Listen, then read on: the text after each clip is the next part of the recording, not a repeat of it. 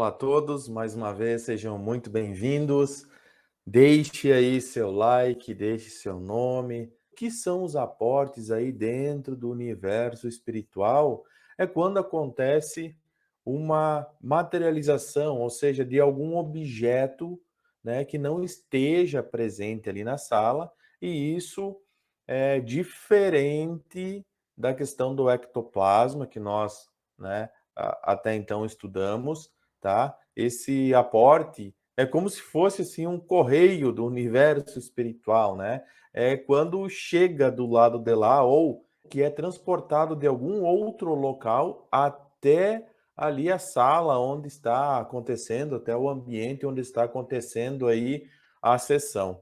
E o porquê que isso acontece, esses objetos, como que eles chegam do nada, eles aparecem do nada, como que eles atravessam parede, como que eles viajam no tempo sem que ninguém perceba, e é isso que nós vamos ver aqui hoje, como tudo isso acontece, e também eu vou compartilhar, eu vou deixar aqui, né, alguns trechos de um documentário muito legal, que esse documentário lhe mostra, né, durante experiências, durante comprovações em que na época os cientistas estavam, né, querendo estudar o porquê que isso acontece, né?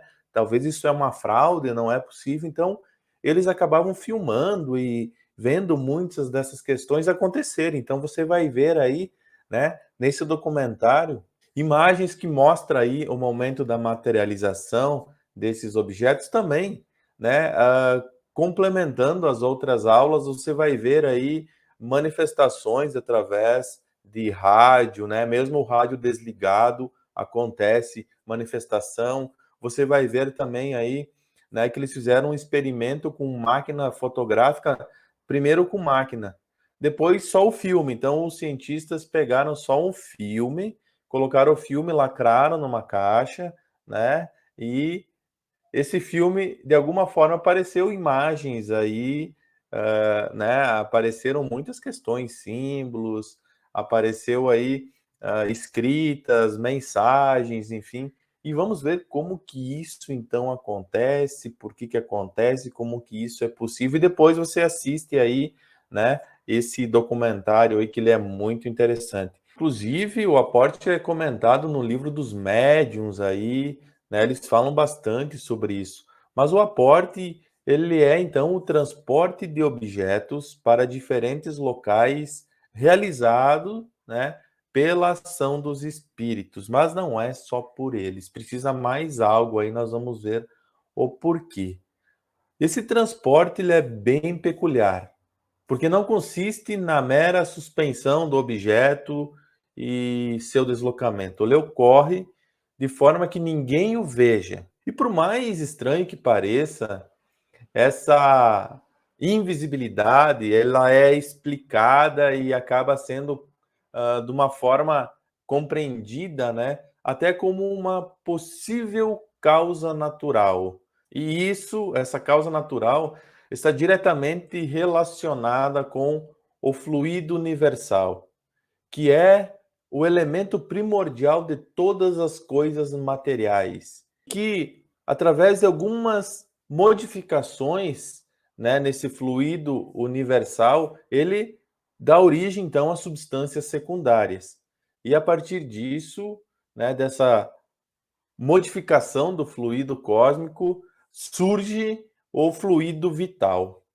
Princípio, então, que anima os corpos orgânicos e que também se desprende de alguns médiums em maior ou menor quantidade, para que assim ocorra, né? Então, o fenômeno aí, né, da transposição de local, né? Digamos assim, ou da materialização dos corpos aí físicos. É como se os espíritos não agissem sobre a matéria através aí de meios extraordinários, como se estivesse isso fora da natureza, mas utilizam recursos naturais que a nossa ciência, né, ela ainda não conseguiu, né, catalogar todos esses fluidos, né? Ainda mais os fluidos mais sutis, o que impossibilita também a própria química né, reconhecer esses supostos aí fluidos ou identificar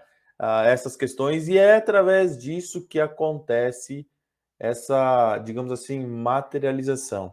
E aí é comentado, né, que a invisibilidade, então, adquirida dos objetos, ela se dá pela combinação específica dos fluidos que desprendem do médio e dos fluidos que desprendem ali do espírito e, né, através disso, esses fluidos envolvem, então, um objeto, né, com essa combinação fluídica, provocando, então, a sua invisibilidade. E essa combinação deve favorecer propriedades específicas, de tal modo que nem a luz incidindo sobre o objeto envolvido não é refletida. Uma vez que esse fluido, né, ele é como o ar, ele existe em todas as partes, não existe um local que não esteja, né, aí esse fluido presente. É o fluido universal, aí, é o elemento, como disse, primordial de todas as coisas materiais.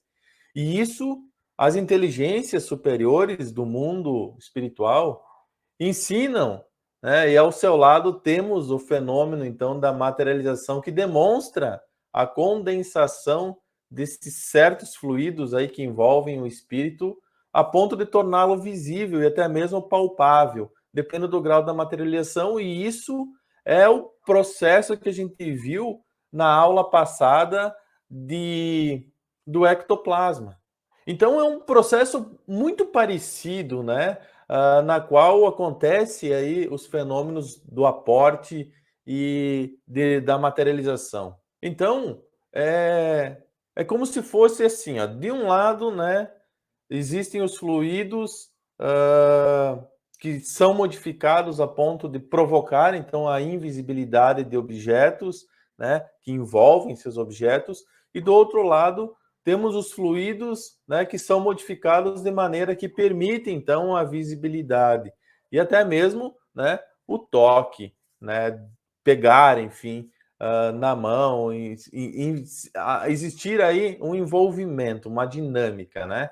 E eles dizem que esses fluidos é uma designação dos próprios espíritos, que é a matéria ali do mundo espiritual. Inclusive, foi feito algumas sessões, né, específicas disso com o médium Slade, e ele fez que uma mesa ali se movimentasse, né, no ambiente, passasse por debaixo de um outro móvel e desaparecesse, e só alguns minutos depois ela apareceu novamente aí, né, flutuando no ar e depois aí retornando ao chão. E também uma outra experiência que ele fez foi colocaram, né, moedas dentro de uma caixa, lacrar essa caixa, e ele conseguiu fazer com que essas moedas, digamos assim, saíssem aí da caixa, como se desmaterializassem e se materializassem ali fora, né, da caixa. E a partir disso, então, né, os estudiosos aí acabam comentando e falando, e estudando e tentando aí explicar esses fenômenos aí. Inclusive, no livro dos médiuns, tem uma entrevista aí que foi feito com um espírito, né? E foi interrogado um espírito, embora não muito evoluído, mas que esse espírito tinha uma capacidade muito grande de transportar, né, objetos. Daí, na conversa com esse espírito, foi perguntado a ele se ele pudesse, né, fazer o transporte de objetos pesados, tipo 50 quilos, né? E o espírito respondeu que para ele o peso não seria problema, né? E ele costumava trazer flores porque era mais agradável, né, do que um objeto pesado e volumoso. E daí ele explica que a ausência do peso ela é relativa à gravidade. Para nós é considerável, né? O peso ele tem uma consideração para eles, devido à então ausência da gravidade, o peso aí não é o problema. Aí o próprio espírito ele fala, né, que existem esses dois fluidos, o fluido universal, né, que ele utiliza também, e o fluido que provém do médium, né? E que daí existe essa dificuldade de trazer objetos maiores porque quando ele precisa, então, chegar ali no ambiente, o médium, né, em si próprio, ele não possui os elementos necessários, ou a força, né, ou o esforço, ou a quantidade de fluido necessário para, então, fazer a materialização e aparecer esse objeto aí nesse momento. Inclusive, eles perguntam também a esse espírito se isso tem a ver com a questão de, às vezes, desaparecer objetos de dentro da casa das pessoas, as pessoas procurarem e não acharem mais. E o espírito disse que sim, e que é muito frequente eles fazerem, digamos assim, esses sequestros de alguns materiais aí, né, alguns objetos. Embora eu, particularmente, não compreendo muito a necessidade de um espírito aí fazer, digamos assim, pegar algum objeto de uma residência, porque, enfim, faria isso, mas dizem que isso acontece e é muito comum. Aí dizem, mas como que então tu pega um objeto e leva até um outro lugar sem ninguém perceber? Como que passa pelas paredes? Ele diz que é justamente esse fluido, que ele envolve, né, nesse fluido e daí a partir ele fica invisível e como ele não tem massa nesse momento, digamos assim, ele se torna parte desse fluido, ele viaja com ele e daí combinado com o fluido lá depois do médium, ele volta, enfim, a aparecer ali nesse lugar aí aonde, né, de fato ele precisa chegar.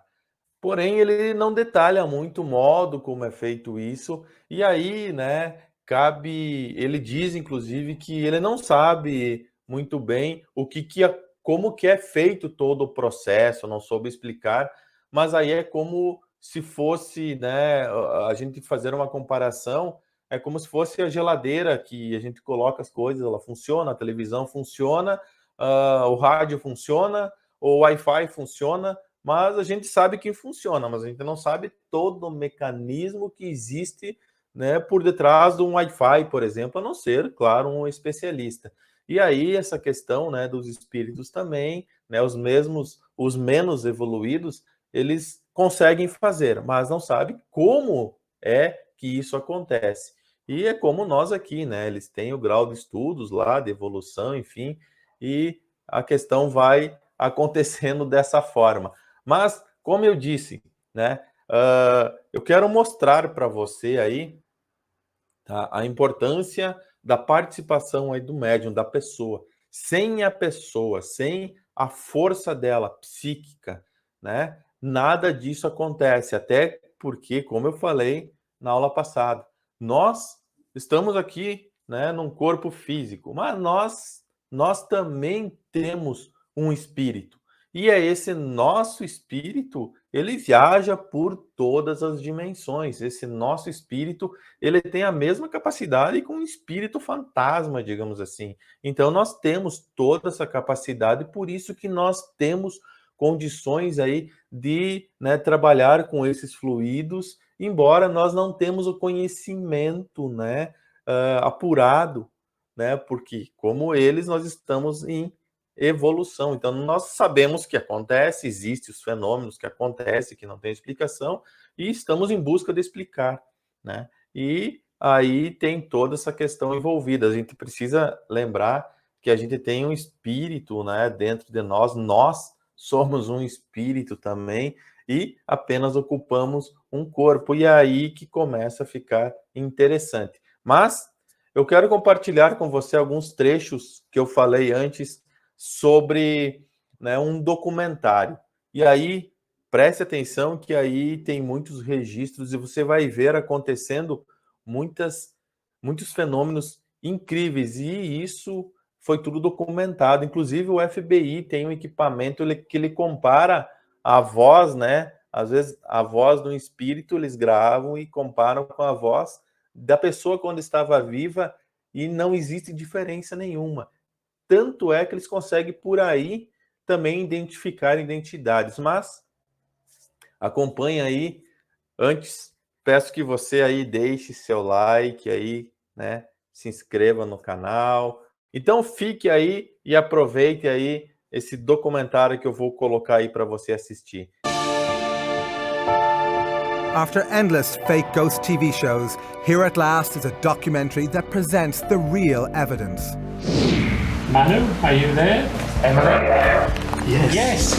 Hello, Manu. The experiments featured in this program have been described by the scientists who witnessed them as some of the best evidence for life after death ever. We had 1,000 hours of continuous communication with the spirit world. Be quiet, be quiet, be quiet. Marie. For 5 years, the Skoll experiment continued to produce a vast range of extraordinary phenomena. More than in any other experiment in the history of the paranormal. It was witnessed by hundreds of visitors and monitored by a team of internationally renowned scientists and investigators. I must stress, it changes your paradigm. What they claim to have seen and recorded is so shocking that many will find it unbelievable. The table levitated and began to spin very rapidly. I'm not at all convinced that there is such a thing as life after death. In the US, we put psychic Alison Dubois, the inspiration behind the hit TV show Medium, to the test. Could she communicate with one of the leading Skoll researchers after his tragic death? Is there a doctor in the house? And we meet this woman. I'll just never be this age again. She says she can pick up the voice of her dead son on this simple tape recorder. We also followed the Skoll group to Italy, where they conducted seances with Marcello Bacci, one of the world's most unusual mediums. For decades, grieving parents say they can talk to their dead children via his radio.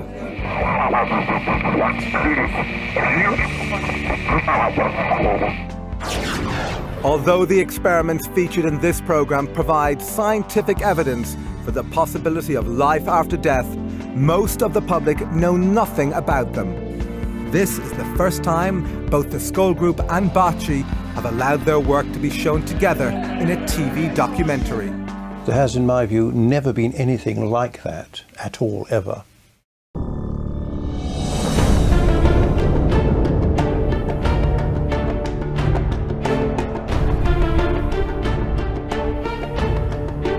In the mid-1990s, in the tiny English village of Skoll, one of the most remarkable experiments ever attempted in communication with the dead took place in the cellar of this house. The Skoll experimental group who conducted these experiments consisted of Diana and Alan Bennett, two of Britain's most accomplished mediums, as well as organisers and investigators Robin and Sandra Foy. Hi, hello there. Nice to see you. For 5 years, twice a week, the group would meet in this tiny cellar. Here the Bennetts would go into trance, allowing what they say were the voices of the dead to speak through them. Yes, we hear. Somebody talking. Hello. Come on, friend. Come on, friend. We can hear you starting. But the Skoll group went far beyond this, achieving spectacular results in a claimed form of spirit communication known as physical mediumship.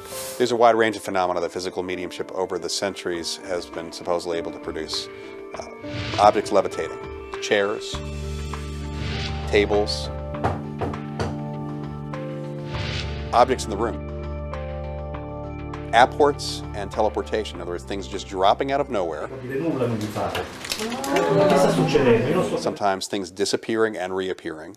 Apparent spirit hands, apparent spirit forms. Things that people can see happening. There's an effect on real objective things based on, supposedly, the communication or contact between a medium and the spirit world. The spirits are using the medium as a conduit to cause these events to happen.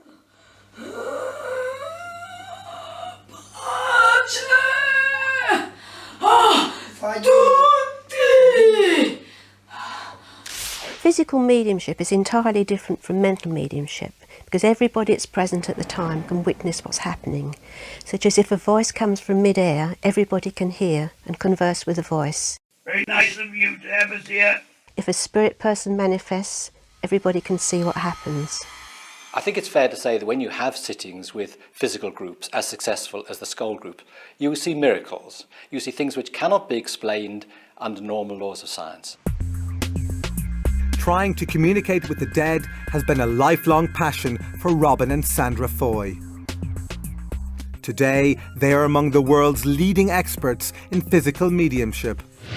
What happened here during the skull experiment was very successful and a dramatic effort which proved conclusively to us that life goes on after we all die. Diana and Alan Bennett have also participated in physical mediumship for decades. They joined the skull experiment in 1993. But both claim their astonishing abilities began long before this. My first discovery of being a medium was when I was a child. I used to see spirit. I used to hear things and be aware of things that other people weren't aware. When I was young, I saw spirits that would come and show themselves to me.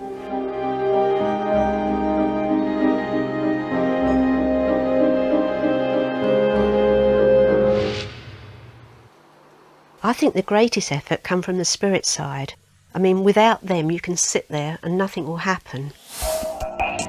But a great deal did happen, more in fact than any other mediumship experiment ever conducted. And according to the Skull Group, this success was due to the efforts of a group of deceased personalities on the other side.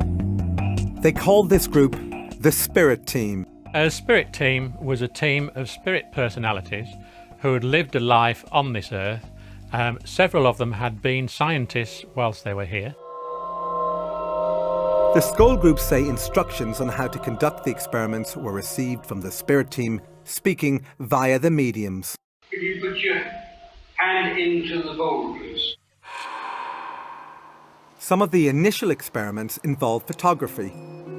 These began conventionally enough, with the Foys being told to load a film into a camera and place it on the table. But after this, things began to get very strange. We heard the camera moving round over our heads, clicking and being wound on by spirit. In total darkness, so that in reality, nothing should have showed up on the film. But when the film was developed, there were amazing pictures.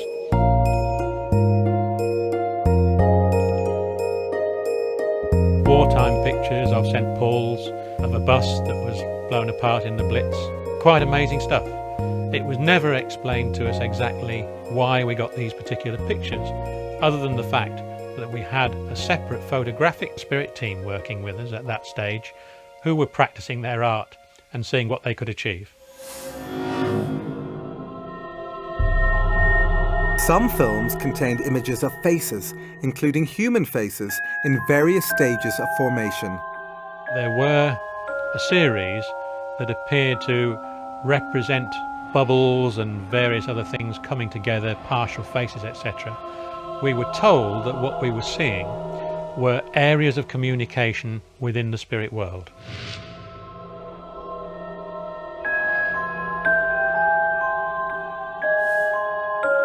The Skull Group believed these faces were images of deceased people, which were somehow projected from the other side. To them, this theory was confirmed with the appearance on another Skull film of this blurry profile. Communicators through the mediums informed them that it belonged to a man named Kingsley Fairbridge, who had died in 1924. We were put in touch in a very obscure way with his daughter, who was happy to agree that that was a picture of her father.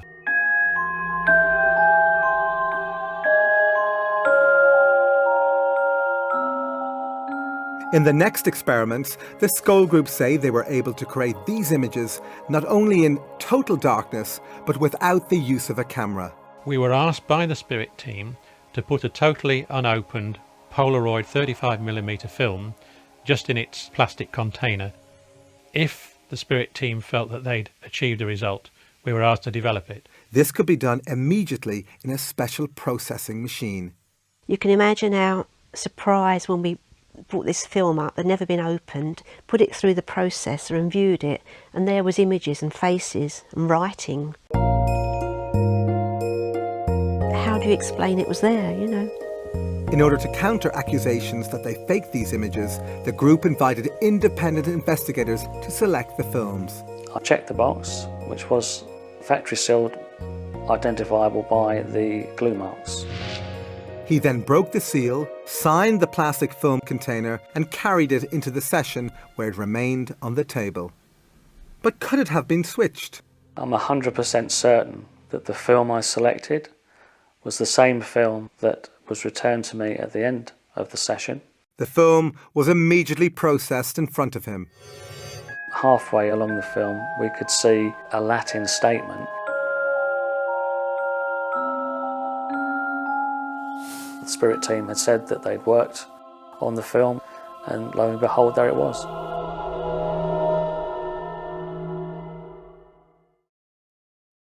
Do I believe in an afterlife? Yes, I do, completely. I had an experience where I met a medium on the street, and she described my great-grandparents, my grandparents, my great-aunt, who have all passed away, their names, the way that they died, and told me that they were all around me and walking with me and never really have left me or never really leave any of us. So, completely believe in that.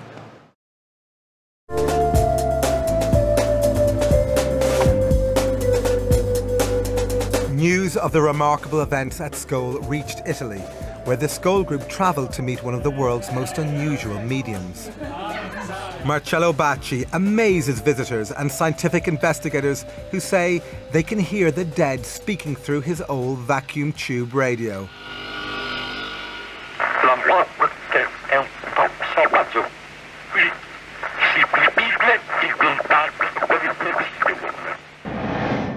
This extremely rare form of mediumship is also called direct radio voice, or DRV, and is virtually unknown to the public. With it, experimenters believe that two-way conversations with the dead are possible. But could the Scole group communicate through Bacci's radio? Manu, are you there?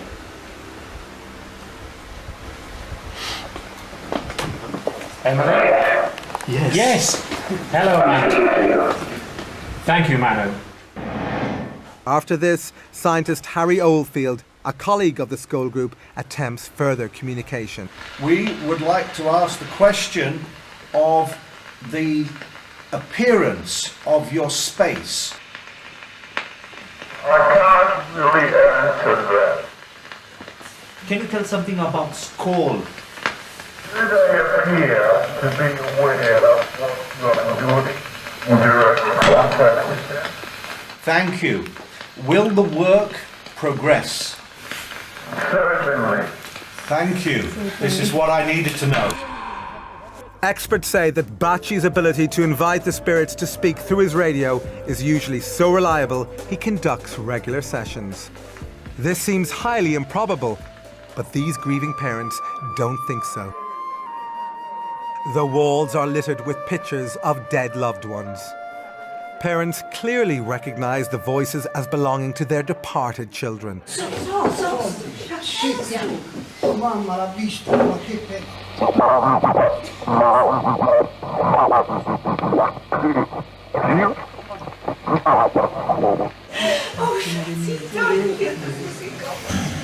Io sono certa che è mio figlio, così come le altre mamme, perché i ragazzi quando si presentano prima chiamano la mamma, il nome della mamma e poi il loro nome. A parte poi che la voce è quella di mio figlio, l'ho già detto, quindi è inutile che lo ridica. Da non dimenticare, tuo figlio, ti do spettato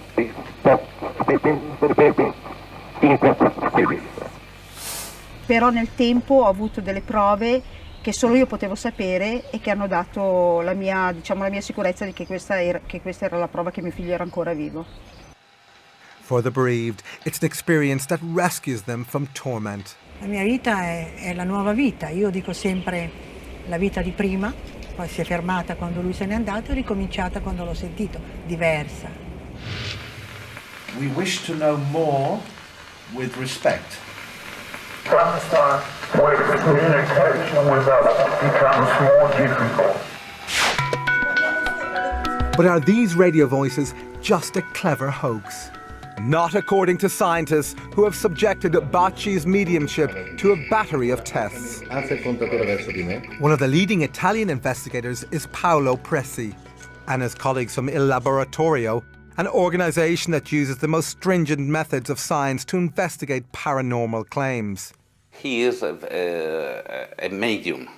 Surely is a medium because all happen when he is present on the experiments. Using software endorsed by the FBI, Il Laboratorio have conducted voice print analysis. Like a fingerprint, a voice print is unique. It can therefore be used to determine someone's identity with near certainty. They compared voice prints from 2 audio samples. One was the voice of Chiara Lenzi, recorded before she died.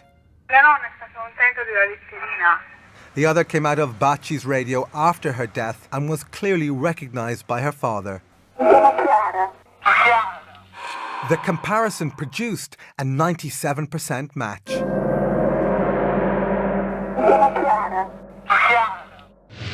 Despite this startling evidence, skeptics claim that the voices could be faked by transmitting them from a remote location. But Dr. Emanuele Toriello, who has been investigating Bacci for decades, believes this is impossible. Dr. Toriello was present during key scientific experiments that, he says, eliminated any possibility of remote transmission. One of the first of these experiments involved putting Bacci's radio inside a special device that shields it from all radio signals. Yet still, the voices continued. I couldn't be more excited.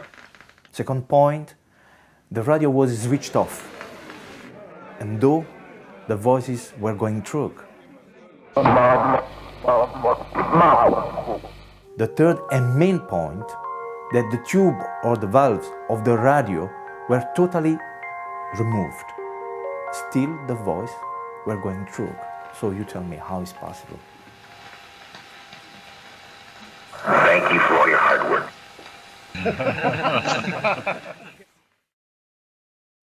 Do you believe in the possibility of life after death? No, I believe in a long, long sleep, baby. Back at Skål, the phenomena were continuing to progress. Nearly all of them took place in this tiny brick cellar, affectionately called the Skål Hole. It was here that the 2 mediums would go into trance, allowing what they say were deceased personalities to take over their bodies. Hello. But just how difficult was it to summon the departed? I think possibly we sat about twice a week for a year before we really got anything significant happen, just minor phenomena up to then. But the group's determination and patience paid off. By 1995, visitors were reporting that the Skål Hole was alive with extraordinary phenomena.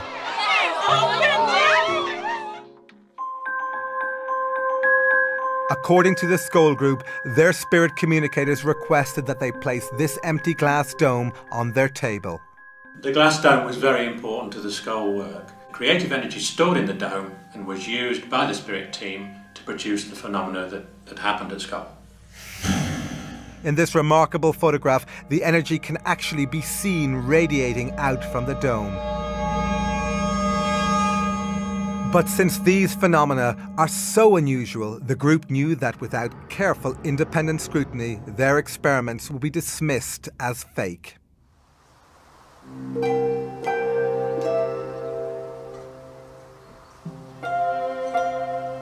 Therefore, the group allowed their experiments to be monitored by a team of scientists and paranormal investigators from the Society for Psychical Research, or SPR, based in London. For over a century, the SPR has specialised in examining paranormal phenomena in an unbiased and scientific way. Among its members have been some of Britain's most accomplished scientists, including a dozen Nobel laureates. Its investigators have exposed many fake mediums. They are not easily fooled. One of the leading researchers into Skål was veteran SPR member Montague Keane. Initially, we were all pretty sceptical because what had been claimed seemed so way out.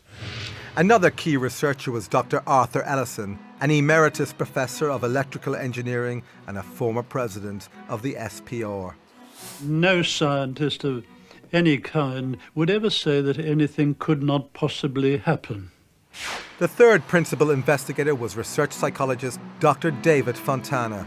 Professor Fontana is one of the world's most respected paranormal investigators. Paranormal is that mysterious area behind the seen and the known world. And since most of the world is unseen and unknown, and most of the world is full of mystery, for me it's a fascinating and absorbing area.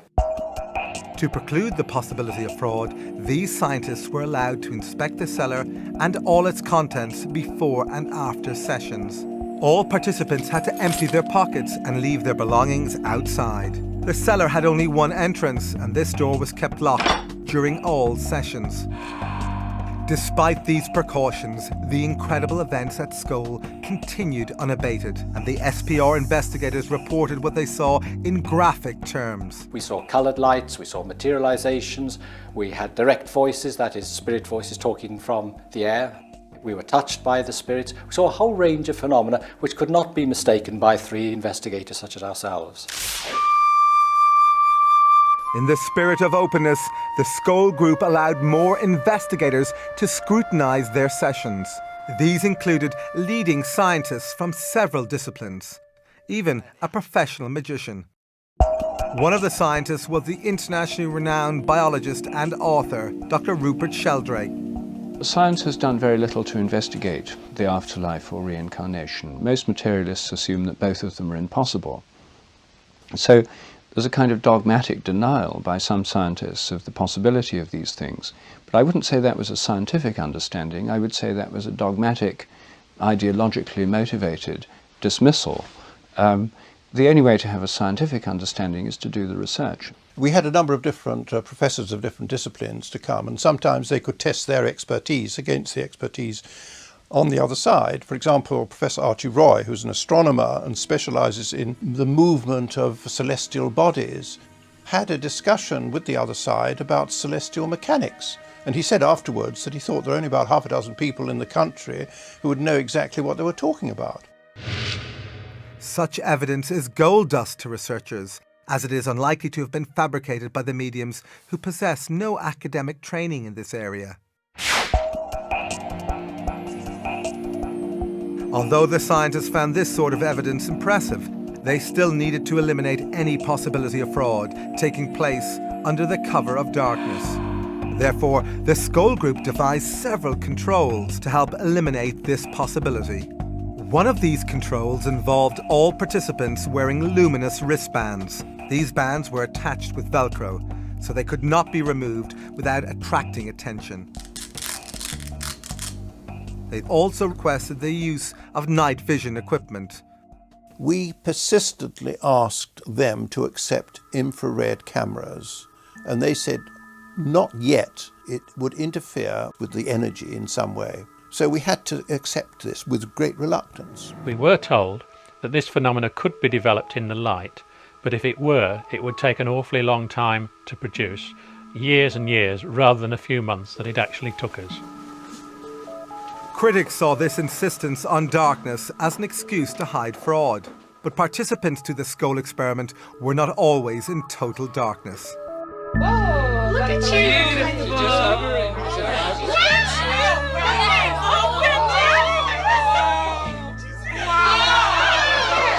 There were various shapes, generally like a pea-sized light, and it had substance. They would come and sit on your hand, you could feel them. They were intelligently directed and intelligently moving, and would be responsive to our wishes, whether expressed or silent. The gyrations were sometimes so rapid that it almost left like a circle of light going over here and over there. Sometimes two lights would appear and just stare at me within inches of my eyes.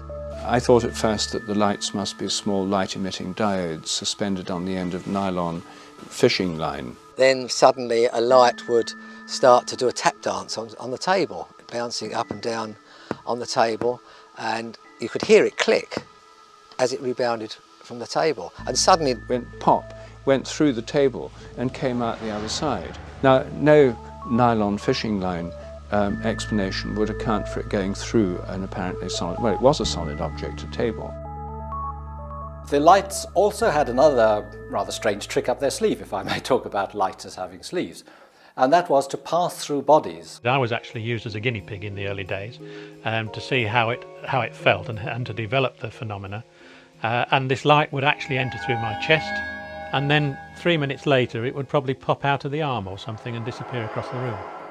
This was being developed to produce a healing phenomena.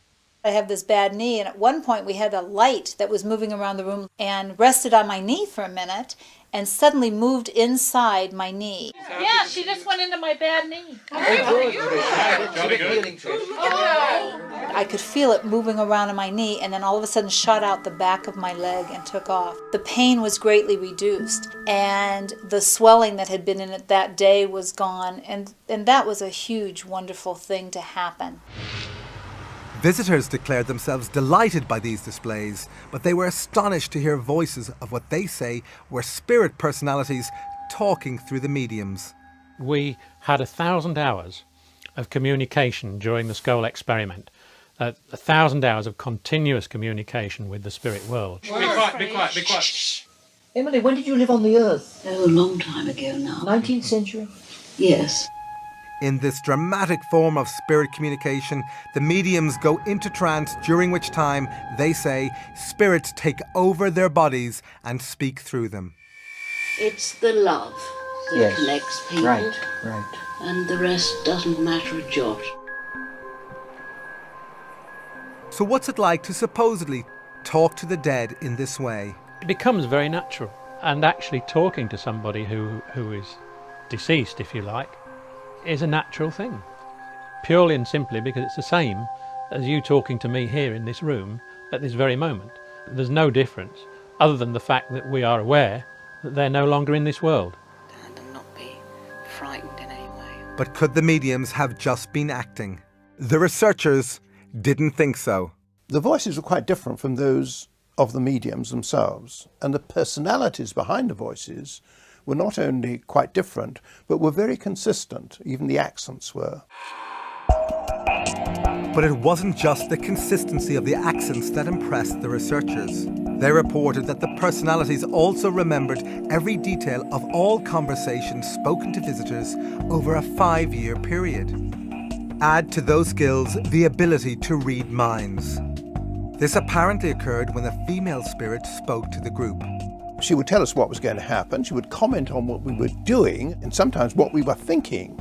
She would answer our questions quite frequently before we had actually asked them, which was quite embarrassing sometimes.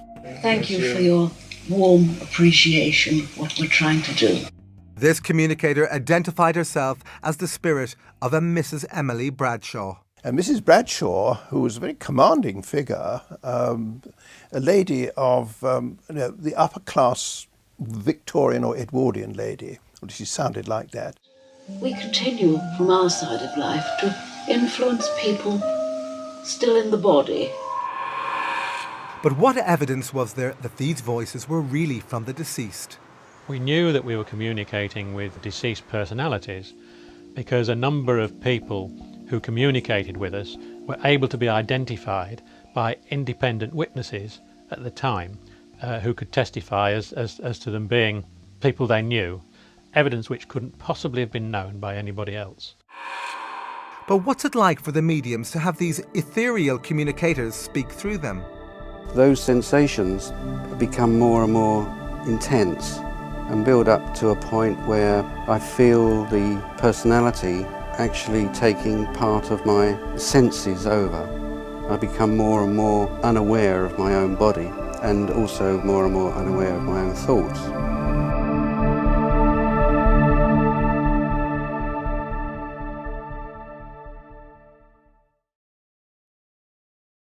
My mother died about 1.5 years before my father did, and 3 days before my father died, he saw a vision of my mother and was very disturbed when she suddenly disappeared. And I believe that his death coincided with that vision of her and wanting to see her again.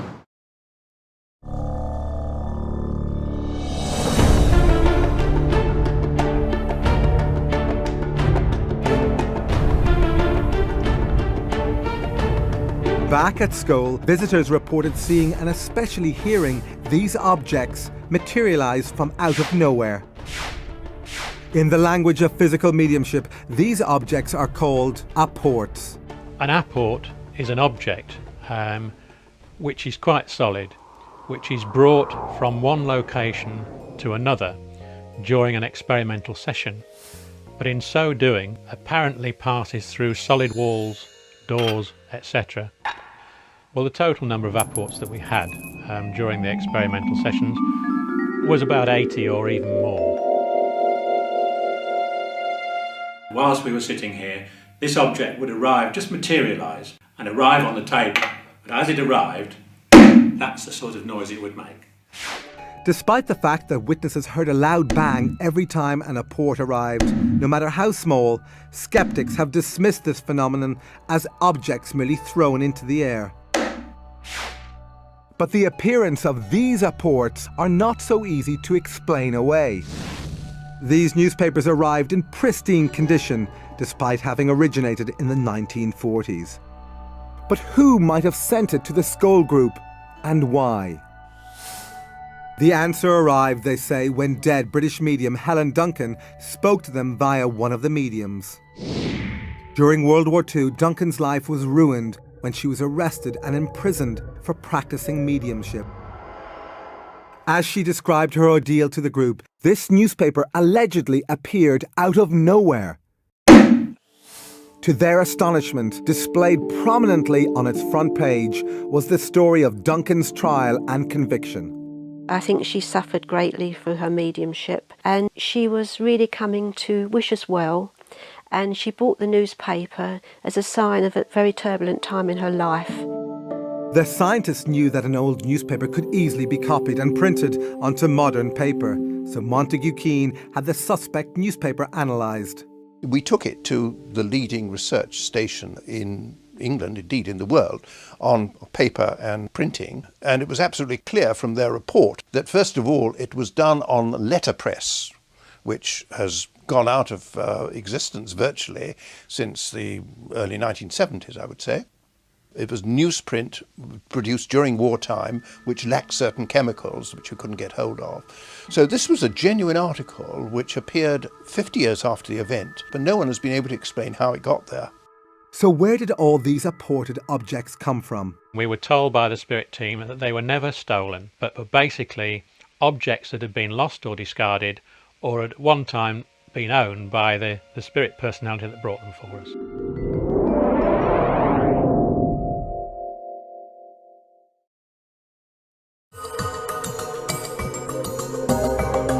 Back in Italy, we were given unique access to film one of Bacci's private seances. But Tim, now you have to sit somewhere and sit. Not in my back. Not in my back. Somewhere that you can, yes. Despite the loss of this camera, we were allowed to continue using this night shot camera to record the seance, which took place in total darkness.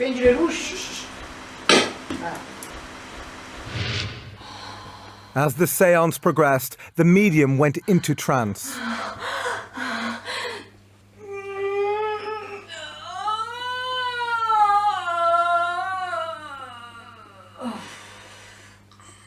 We were hoping to capture what visitors to Skull said they had witnessed, the levitation of solid objects.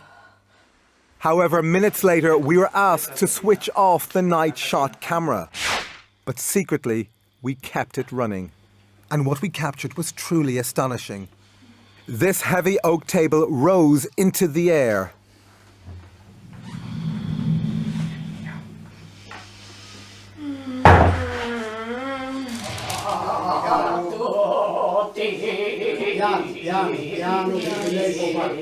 But levitations were not the only phenomena we witnessed during these seances. Like the skull experiment, visitors to Bacci's centre say they have received apported objects. This woman is one of them. Questo è un apporto che ho ricevuto al centro Bacci.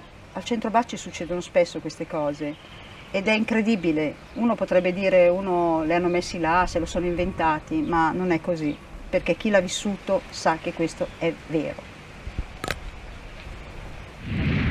Once again, we were permitted to use night shot cameras in the hope of capturing the arrival of an apport. We were not disappointed. With the medium in trance, the camera crew were astonished when, out of nowhere, they felt these flowers falling on them. Nulla non vi fate. Che sta succedendo? Io non sto capendo nulla non vi fate. Che sta succedendo? Io non sto capendo bisogno di With the lights on, people reacted in amazement at just how many flowers had appeared. This one is gone in his hand. Sì, così, proprio in mano. Così. As they collected them, we continued our filming. You see, that's been ripped. That's been ripped.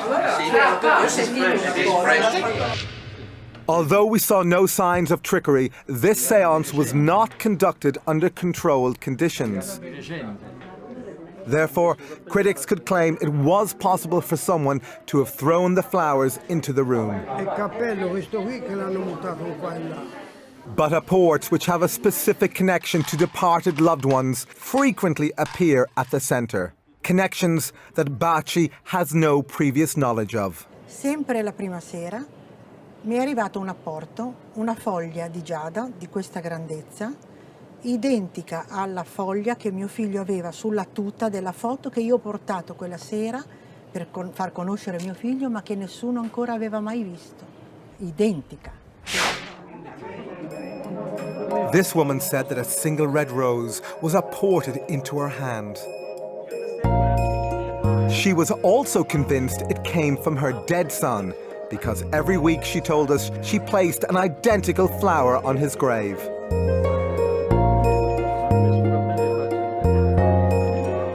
As impossible as it sounds, could this rose really have been sent from the other side?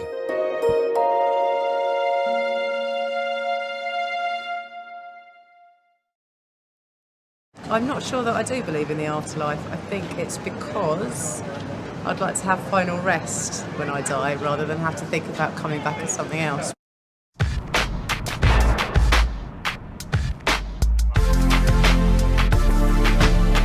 Back at school, the phenomena were continuing to progress.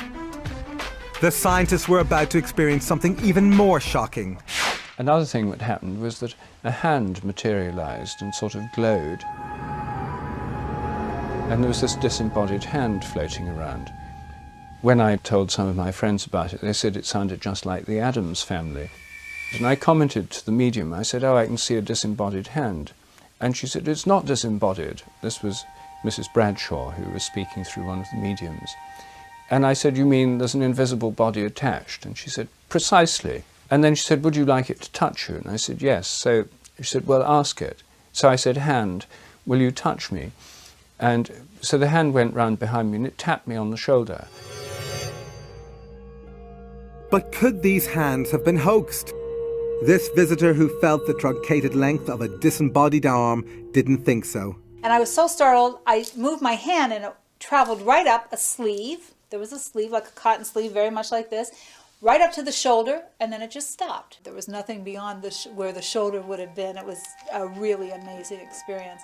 See the hand? Oh, yes, yes, oh, yes. You see the hand? Yes, yes, the hand. Finger pointing. Stretch the finger pointing on to the hand. Oh, I see it, yes. Sometimes we would be touched by these hands. Sometimes we would invite them to touch us. Sometimes they would touch us on our knees, let's say, or on our feet, which, as it was a fraud-proof table, were inaccessible to the mediums themselves. So what's it like to touch one of these spirit hands? It felt cool, but not cold. It didn't feel clammy, it didn't feel slimy, it felt like a normal human hand, and it grasped my hand firmly. The unseen communicators told the scientists that they usually materialized a hand or an arm because it was easier than materializing a full body. But some cases of full bodies being materialized were reported. I had the presence, the physical presence, of my mother, my father, and my sister, all in solid form, standing in front of me, all of whom I was able to hold, to embrace, carry out conversations with them. I witnessed it so many times, it just becomes a normal thing. Normal is a word strained by the experiences of the skull experiment. And there was nothing normal when patches of light floated over the scientists' heads and slowly changed into spectral forms. The diffuse patches of light would take the form just of a human face, moving round the room with the direct voice very, very faintly coming from the diffused patch of light, and the lips moving again very faintly. As I stared at the face, it was noticeably smaller than a normal size head. But within the face itself, features were clearly visible. We could see the glistening of the eyes, we could see the eyes moving. And even more remarkable forms were to appear. They looked like angelic forms. That was over my hands. Oh my goodness, look at that! And I was very fortunate that one came and landed on my hand.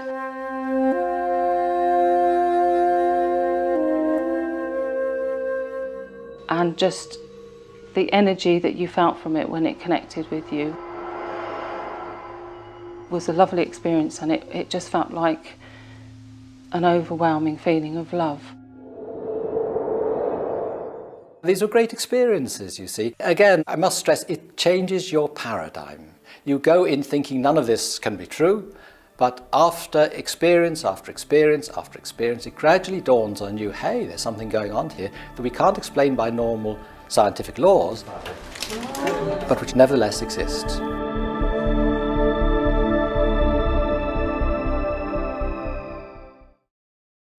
Years ago, I was staying in this very old inn, and I actually saw somebody come out from a wall and walk through and just disappear again. And I just believe there are people that are trapped between here and the next world.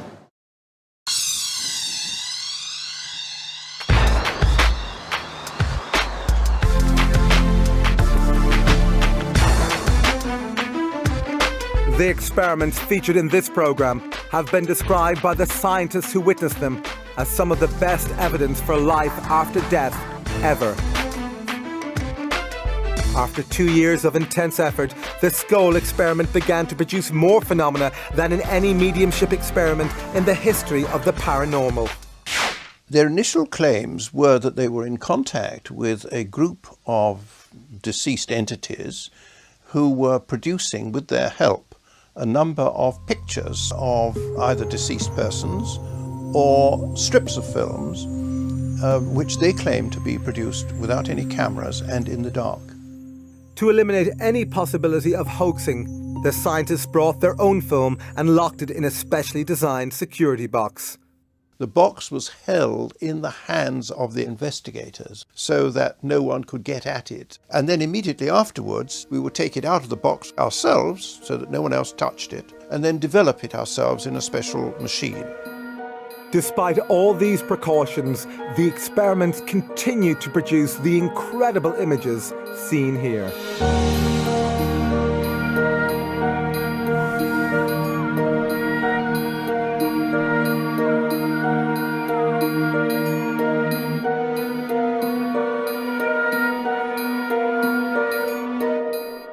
They were able to achieve whole lengths of film, sometimes up to as much as 4 feet, with various words, symbols, messages, all sorts of different things on that film. Other films contained poems in centuries-old German and fragments of Greek, Chinese, Hebrew, Latin, and even Sanskrit. The Skull Group were ordinary people with no knowledge of these languages.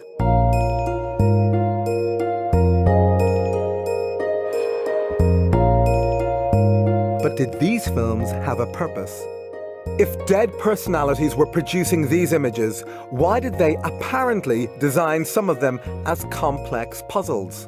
Providing something which is a puzzle, which is difficult to solve, is simply because it is difficult to solve. It isn't readily available. It can't be easily attributable to the person sitting around the table. Despite lengthy investigations, the possible authors of some of the films, like this German poem, proved impossible to trace. But others were easier to track down. This one contains a poem by Frederick Myers. Intriguingly, Myers was one of the founders of the SPR and a passionate researcher into the evidence for life after death. Before he died in 1901, he promised his colleagues at the SPR that he would try to communicate with them from the other side. Could this film actually represent evidence of the afterlife sent by one of its greatest investigators? Mostly the researchers were unclear as to who might have created these films. However, there were clues as to who the ghostly authors might be in the form of initials or signatures. For example, in this film, the signature appears to belong to the dead singer and actor Ivor Novello. This was received on one of the Skoll films. Compare it to Novello's actual signature.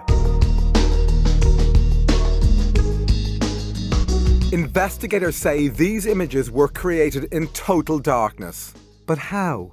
I think that those pictures can be explained only by imagining that the spirits can project their recollections and images onto a film in some way we can't begin to understand. The only alternative explanation is they are all fakes, and I don't believe that there's evidence that that is the case. Although the mechanism for their creation remains a mystery, investigators concluded they were unique. As far as the photographic evidence is concerned at Skoll, the strips of film, there has, in my view, never been anything like that at all, ever. As far as I'm aware, I don't think there is any scientific evidence for life after death.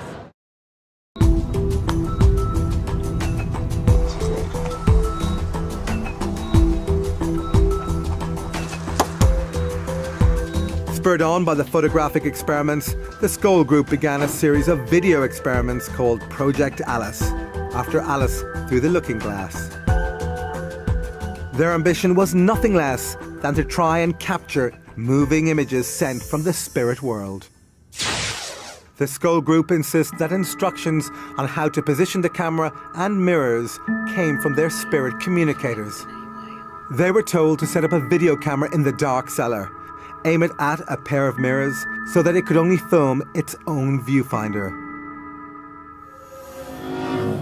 While it was recording, nothing unusual was seen. But when the tape was played back, these remarkable pictures appeared. We had images on the video, sometimes of what looked like a tunnel of light. Other times, spirit faces were coming towards us. Sometimes what appeared to be a doorway moving.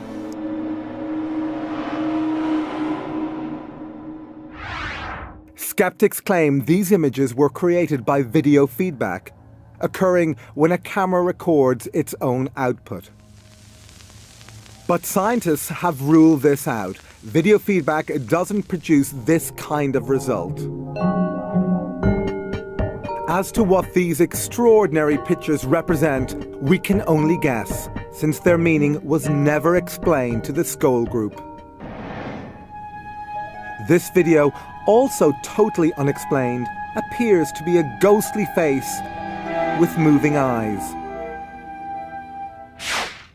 Later, a few video experiments were attempted in full light. Again, nothing unusual was seen during the recording. However, on playback, this unworldly figure appeared.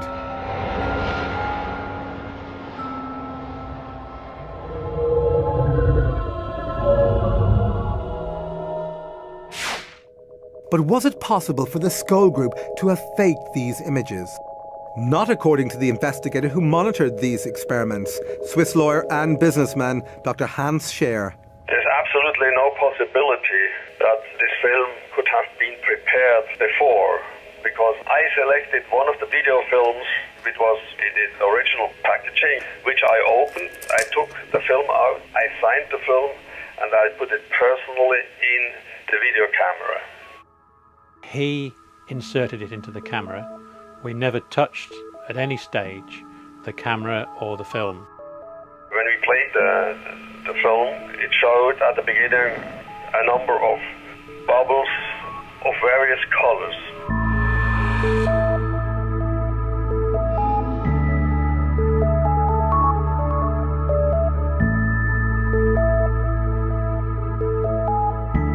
But there was one particular bubble on there in which the face of a person appeared, and it was a man with spectacles.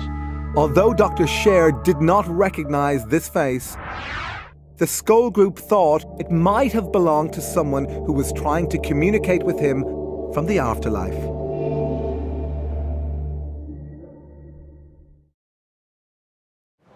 I have heard of the electronic voice phenomenon. I think it's actually one of the most disturbing and unnerving aspects of the notion of there being an afterlife. Attempting to capture spirit voices via technical devices like radios and tape recorders has a long tradition that goes back to the last century. Today, there are tens of thousands of people around the world who say they have captured the voices of the dead on simple tape recorders.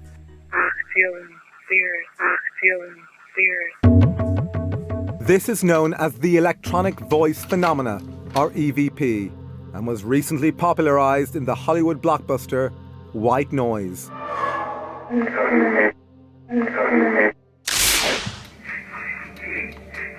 Despite the Hollywood treatment, EVP has been the focus of serious scientific investigation.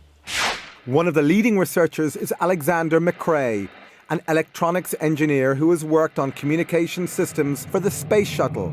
He has been investigating EVP for decades. If somebody came up to me in the street and said, there's nothing paranormal about EVP, I would say, well, I've done at least 20 years and hundreds of experiments, and I know that it is a paranormal effect. Now, how many experiments have you done? But skeptics insist that EVP is nothing more than the random pickup of broadcast signals like radio and TV. To test this theory, McCrae tried to obtain EVP inside a laboratory that was fully shielded against radio and sound waves. This meant it was impossible to pick up any stray broadcast signals. So inside the laboratory, you couldn't pick up anything. But yet the device still produced voices. Although this audio sample is hard to understand, the very fact it was recorded defies all known laws of science. One experimenter of EVP is Vicky Talbot, who lost her son Braden in a boating accident in 2001. Okay, I'm coming down into Wildcat Cove right now, which is the cove that my son departed from and did not return. Ever since then, she says she can record and recognize his voice using this digital recorder.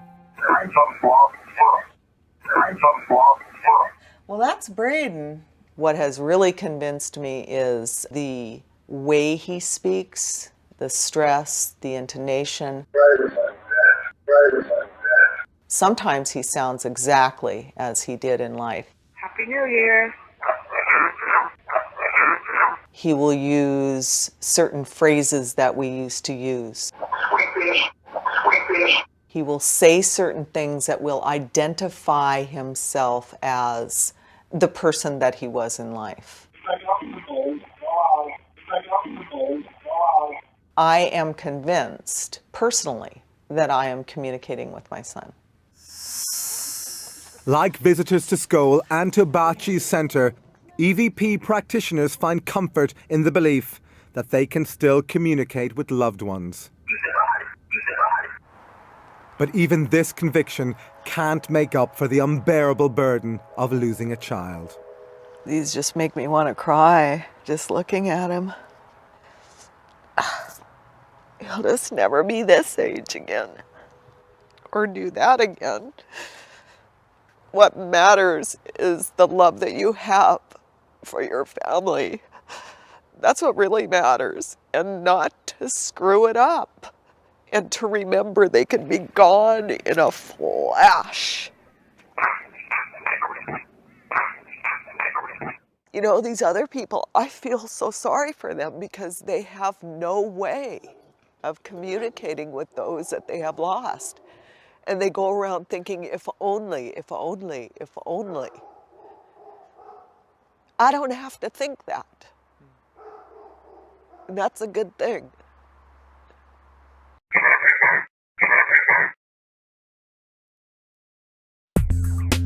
Although EVP provides some comfort to the bereaved, practitioners say that the voices are often unclear, always one way, and frustratingly short.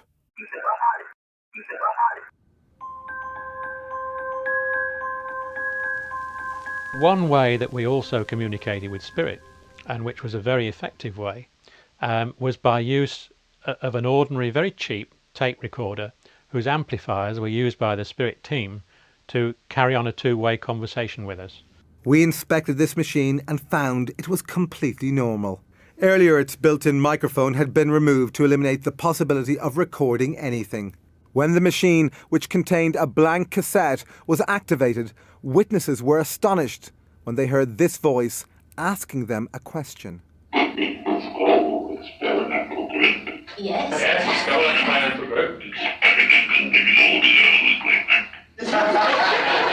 Experimenting with audio. Yes. Historic moment it is. The Skull Group say that their spirit communicators suggested ways of improving their experiments. For example, they told Professor Ellison, one of the SPR scientists, how to build a device for boosting communications via the tape recorder.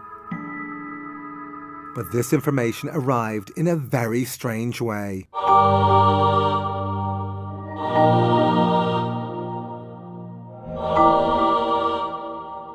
These images appeared after an unexposed film locked in the security box was later processed by the scientists. The scientists speculated about who was providing this technical information. Then initials at the end of the film seemed to have solved this mystery. I wrote to the Edison Memorial people in America, and they sent me a copy of one of his letters, which contained his initials, which looked almost identical to the signature on this film. This matching set of initials convinced the researchers it was Thomas Edison providing this information. Not only was Edison the world's most famous inventor, he also had an enormous interest in the possibility of an afterlife. His intention to build a machine that could communicate with the dead made headlines around the world, but he died before being able to build it. Is it possible that through the Skull Group, he finally achieved this aim? My understanding of life after death is what we've done here, the way we've affected the people about us and things that we do, and it lives on through them.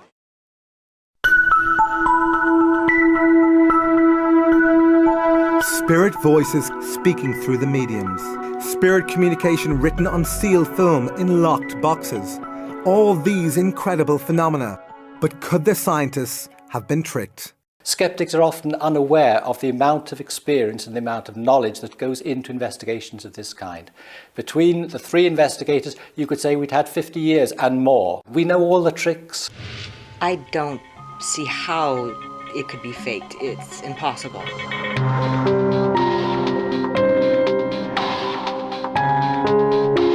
Nevertheless, was it possible for the Skull Group to have perpetrated a massive hoax? These things are so extraordinary that when one tells them to people who've not had the experiences themselves, they think, oh, it must be trickery. And the challenge then always is, okay, you duplicate it. But so far, no one has been able to do this. Nevertheless, critics still claim that the events at Skull were produced by the kinds of conjuring tricks used by stage magicians and entertainers. You find them You found them in this manner like this, you see. Because professional magicians learn all the skills of illusion and misdirection, Genuine. I'm not going to show you how it's done, because if I showed you how it was done, you'd tell everybody else. they are also well qualified to detect this type of fraud. Hey, presto. With that in mind, James Webster was invited to scrutinise a number of Skoll sessions. Webster is a member of the Magic Circle in Britain and has been a professional magician for over 40 years. Well, I had an opportunity to view the cellar. I could see no magic props or anything which made me feel inclined to think there was any hoaxing or trickery. But could he replicate the events at Skoll? I could not do it myself as a professional magician. And I don't believe in any magician that I knew could do even the lighting, let alone the other phenomena that I witnessed.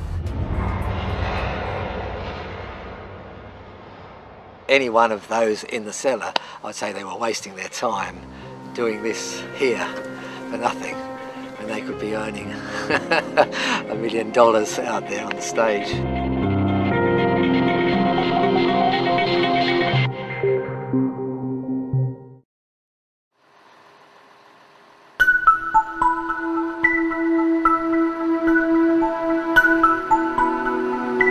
In 1999, after an exhaustive 2-year investigation, the investigators published their conclusions in the SPR's official proceedings. They were looking for evidence of a hoax. They sifted evidence for signs of fakery. But did they find it? If you take all the phenomena within the whole of the Skoll experiment over 2 years while we were there, I would say that the possibility of fraud and faking was nil. Although the Skoll report includes theoretical discussions about how individual phenomena might have been faked, the chief investigators concluded that events at Skoll cannot be explained either by known scientific laws or by trickery. But psychology professor Chris French, the co-editor of Skeptic magazine, remains unconvinced. There's lots of claimed evidence for life after death coming from lots of different sources. The debate should be about the quality of the evidence. At the moment, on the basis of the available evidence, I'm not at all convinced that there is such a thing as life after death. I think the skeptics regard the possibility of the survival of human consciousness as inherently so impossible that anyone must be rather crazy to believe it. But when you look at the evidence, you have to ask yourself whether you'd be even more crazy not to believe it, or to find some alternative explanation which makes any sort of sense. And I haven't found one.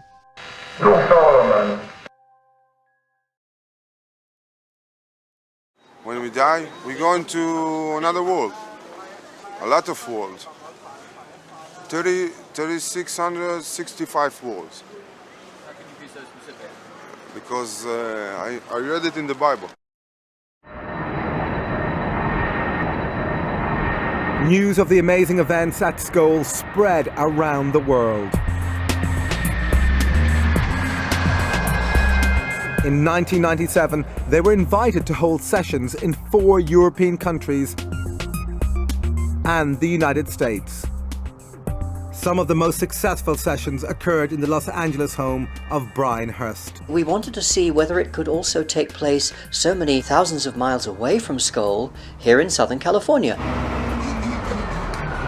Hurst's converted garage was the venue for 8 sessions. As many as 30 people attended each one. Oh, hi! Hello, Cynthia. Hi, nice how to are see you? you. Great. Before each session, investigators carefully inspected the room. Many people went in at different times before the sessions, and there was no paraphernalia, there was nothing hidden there at all. Despite being interviewed a decade after the Skoll experiment, these witnesses are still profoundly moved by what they saw. There was so much phenomena going on, it was really overwhelming. As with most sessions, visitors began by sitting quietly in total darkness.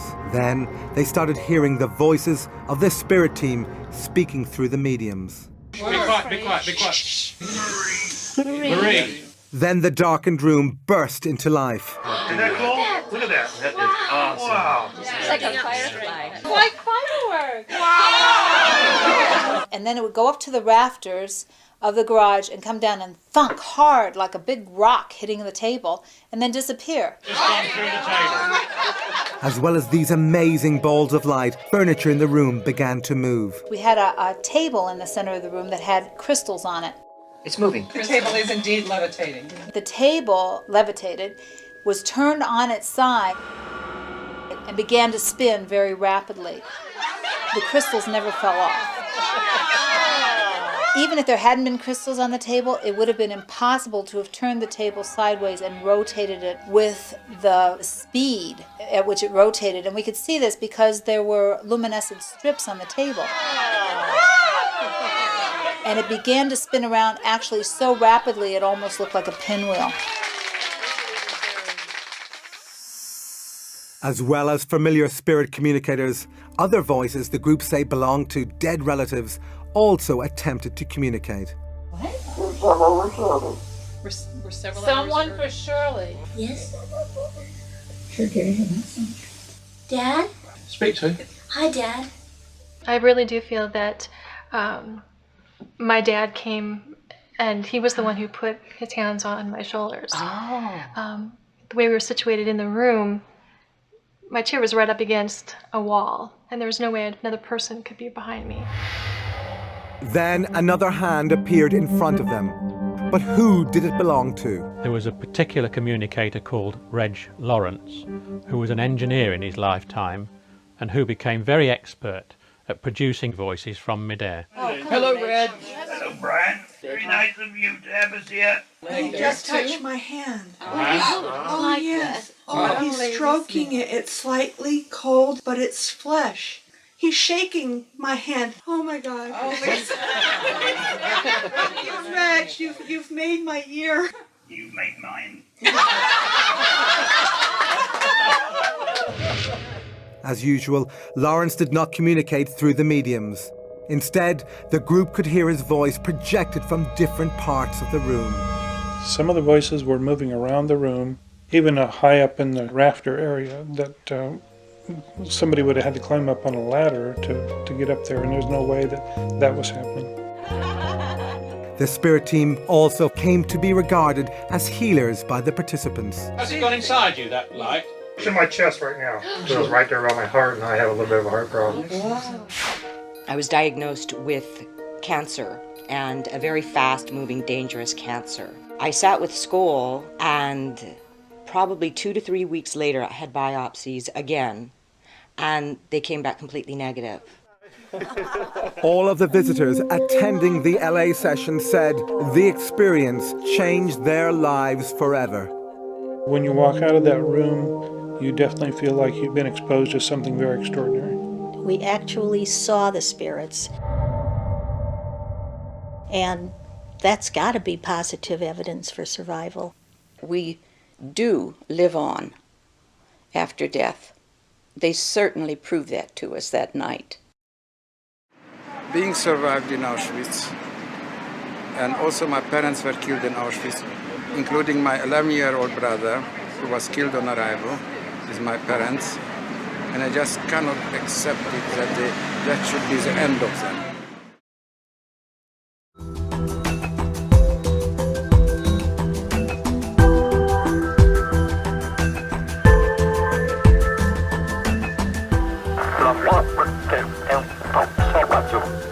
Previously, we have shown how experiments at Skoll and with Bachi provide powerful evidence for life after death. But some researchers think there may be another possible explanation.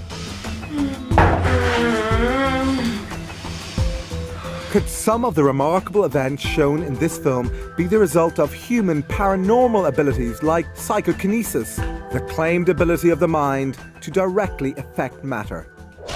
There's an enormous amount of evidence for the existence of psychokinesis. In the laboratory, we're talking mainly about the evidence of human consciousness on random number generators and very small events that can be totally controlled. There is clear evidence that people can affect things. One of the most famous practitioners of psychokinesis, or PK, was a Russian housewife called Nina Kulagina.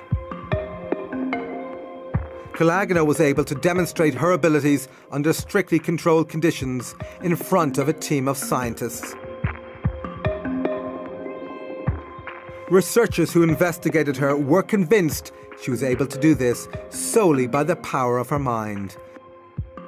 So could the Skull Group and their visitors unwittingly have created some or all of the phenomena using mind over matter? As an explanation, although it's not more than just simply a label to it, this is psychokinesis in physical mediumship.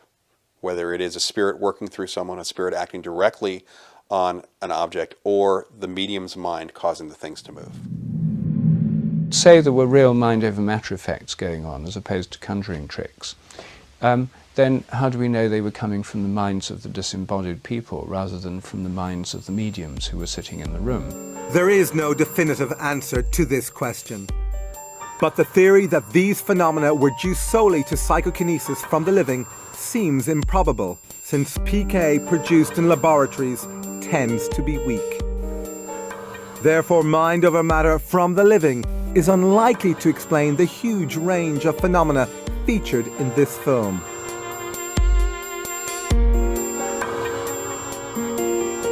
Emily, when did you live on the Earth? Oh, a long time ago now. 19th century? Yes. We simply have a number of clues of information which was extremely unlikely to have derived from the subconscious mind or the conscious mind of the medium. And the more impressive those are, the less likely it is that you can say that this is an aspect of mediumship. And the more likely it is, it's an aspect of discarnate communication.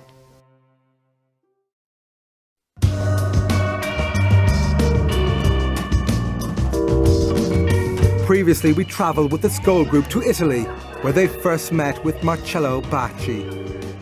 They say they were able to talk to the spirits via his radio. Come on, who's this? Come on, I'm here.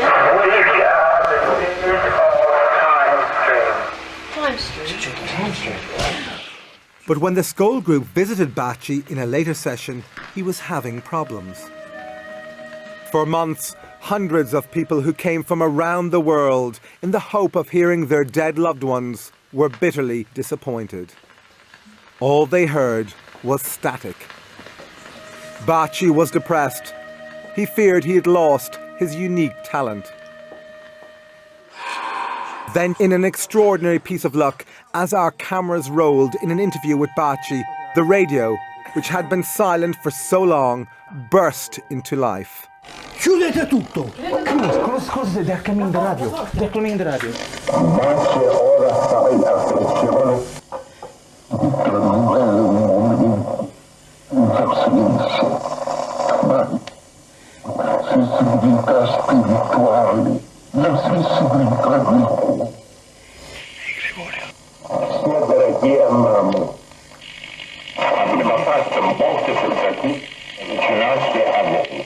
Grazie Gregorio, però ci sono, vi prego, stasera sapete. Bacci's drought was over. When the radio voice stopped, there was celebration. Mamma mia, mamma mia che gli hanno detto. Bacci felt he'd regained his ability to communicate with the spirits. But then joy turned to disappointment as he thought he had failed to record the voice. Madonna, non è partito. No. No, era partito, l'ho spento io, vai. L'ho già messo indietro. Ah, te? Mi fa sì. Poveretto, l'ho desiderato. Io poi dico, ma l'ho messo io indietro. Once the recording was transcribed, Bacci told us the voice belonged to a spirit called Gregorio, a Catholic friar who had died many years ago. Later, independent researcher Dr. Toriello read the last part of this ghostly message. Man, he passed his time just deceiving himself, okay? But when all of you will be here, where we are, okay? Then you will find the answer to all your questions. I'm sorry, I cannot say more.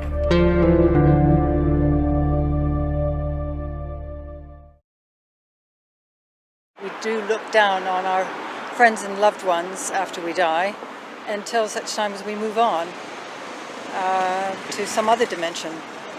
I think you can think what you like, really.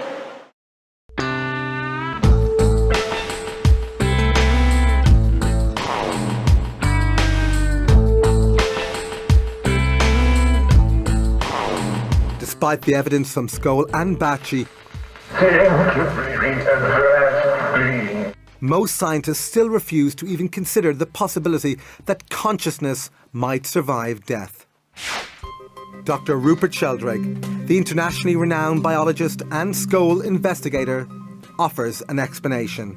There's a dominant materialism in science that grew up in the 19th century. It's become part of the culture of science, but it's really a dogmatic belief system rather than a testable theory. What this means is that scientists have become completely focused on the things they can both measure and replicate in labs. Within science, based on a materialist point of view, the mind is the brain. So anything that suggests the mind might be more than the brain goes against the theory, and therefore most scientists don't want to know about it.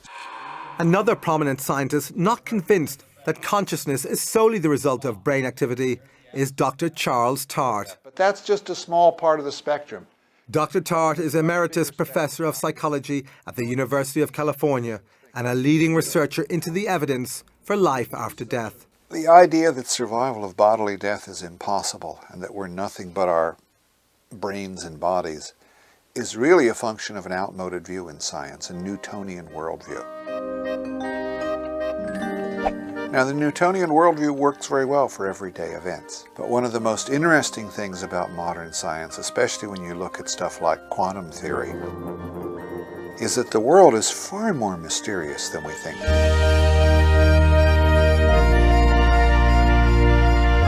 And we now have experimental evidence of what Einstein called spooky action at a distance, that we can instantaneously affect something in a distant part of the universe. That's really wild. If consciousness has any of the qualities of this quantum level of existence, then phenomena like survival of bodily death are probably not so mysterious after all.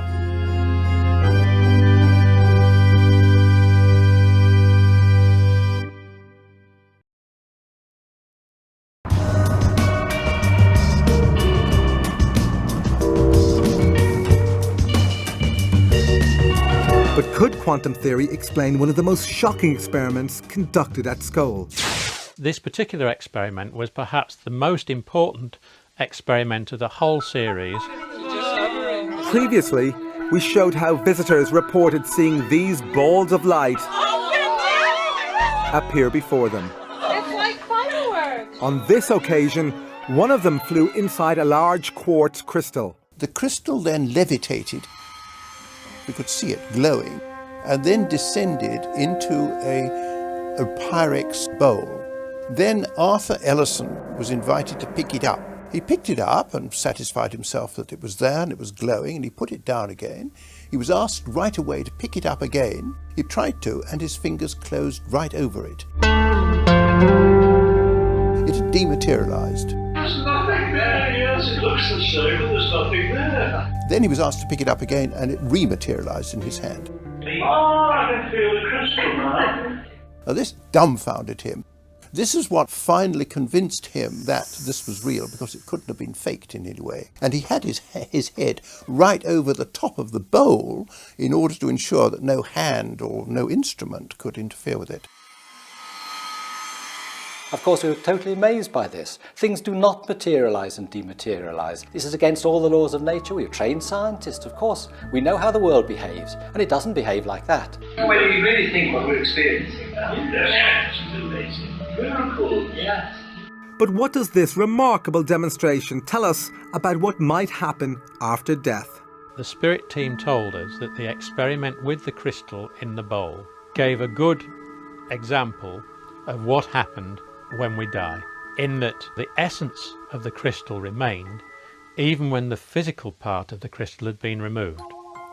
Our bodies represent the physical part, but the essence of ourselves remains the same.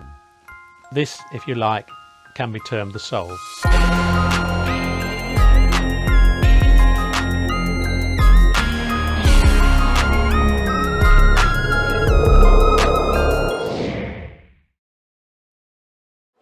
If I believe in the possibility of life after death, what do I think would happen after? I don't know. I just don't know, do you?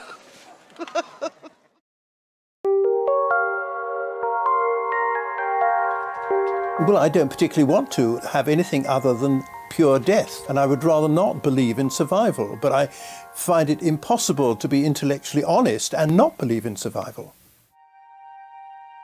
Tragically, during the production of this film, Montague Keen died. But this gave us the opportunity of testing whether or not he actually got his wish for oblivion. This came in the form of Alison Dubois. Dubois has become one of the most famous mediums in the world after her abilities were dramatized in the hit TV show Medium. That's huge. When things come through that strong, Huge. I can't get going. We visited the University of Arizona, where scientists were testing the abilities of America's top mediums. Here we challenged Alison Dubois to contact the spirit of Montague Keen. It's not the same as when you're alive. She was able to conduct her mediumship in full light, in front of the camera, with two researchers seated behind, asking questions. Do you have any idea who this person is? Dubois wasn't given any information about Keen. The only thing she was told was the first name of Keen's widow, Veronica. The fact that he gets to still be here around the people he loves is huge to him. Although many of Dubois' statements were vague, some were astonishingly accurate. He went down at a podium, or no.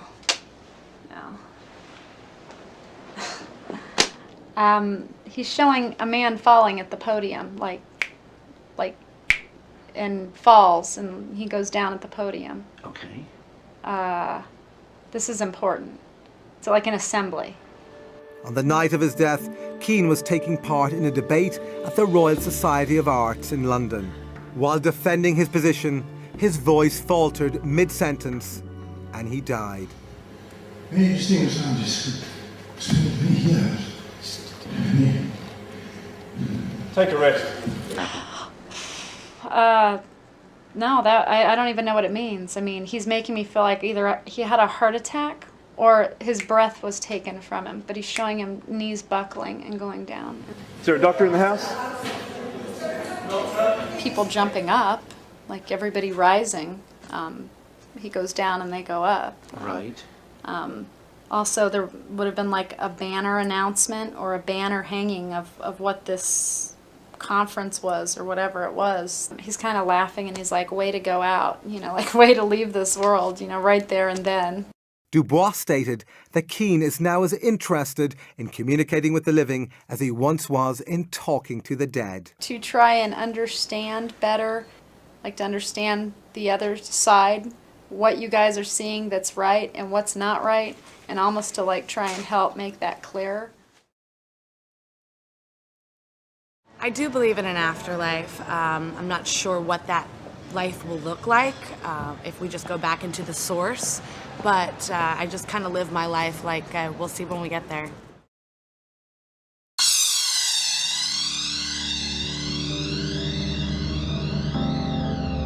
Although some researchers continue to question whether the experiments featured in this film represent convincing evidence for an afterlife, for the leading investigators and participants, there is little doubt it does.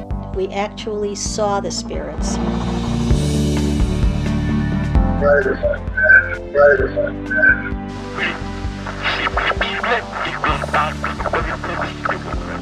Emily, when did you live on the Earth? Oh, a long time ago now. 19th century? Yes. Come on here. I think we were pushing the barriers further than they'd ever been pushed before, and I think we just got to the stage where at that time we couldn't go any further. In 1998, after 5 years and 500 sessions, the skull experiment finally came to an end.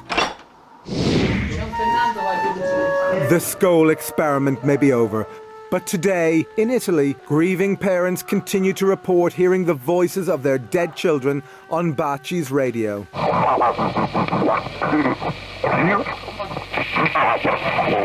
And Vicky Talbot says she continues to receive the voice of her deceased son, Braden, via EVP.